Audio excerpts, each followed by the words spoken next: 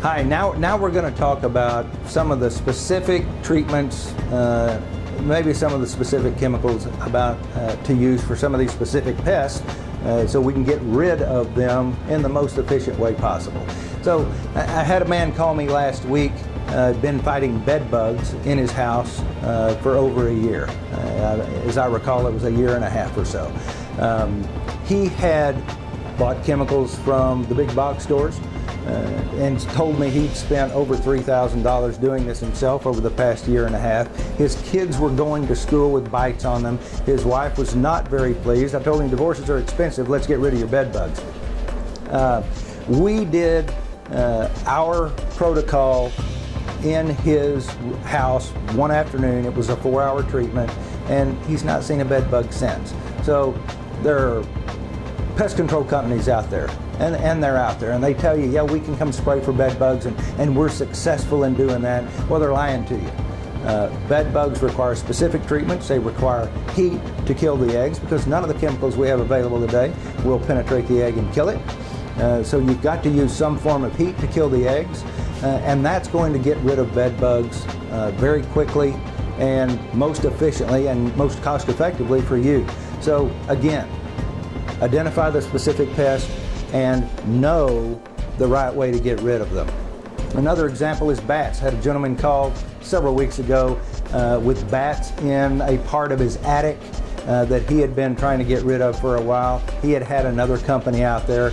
People were spraying insecticides trying to get rid of the bats. That's not how you get rid of bats.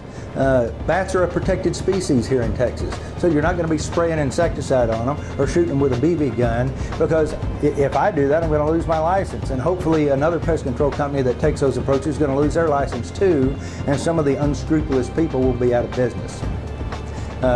We did an exclusion. It took us an afternoon to do this exclusion.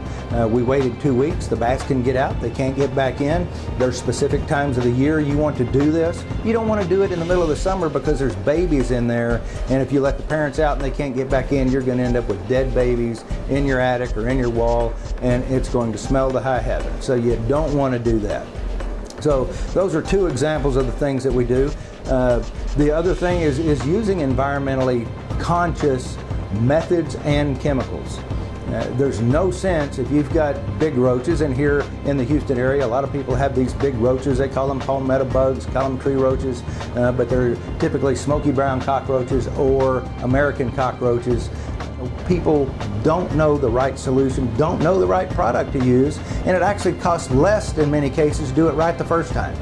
That's what we do here at Envirocon. That's why I'm trained, and why I try to train my techs on, let's use the most sensible approach. We are concerned about the environment, as everyone in the world is. We don't want to put nuclear waste down to get rid of a smoky brown cockroach problem. We can put some simple baits in the attic and probably take care of the problem. No need to make your yard glow to get rid of some little roaches that are coming in through your attic. Those are some of the things that we do, or we try to do on a daily basis, to make sure that we're using the right amount of the right product to take care of pests the quickest way possible.